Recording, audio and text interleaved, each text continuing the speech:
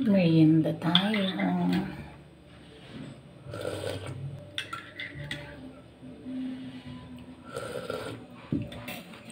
Kain tayo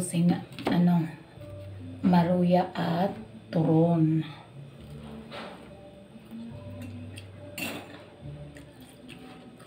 Kinutom ako sa paglilinis ng bahay, paglaba, tapos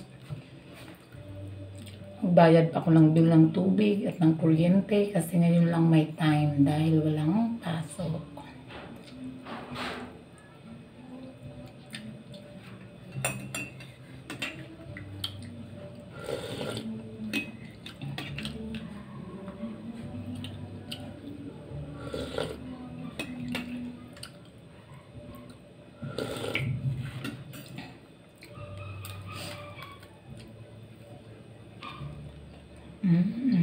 Ewan.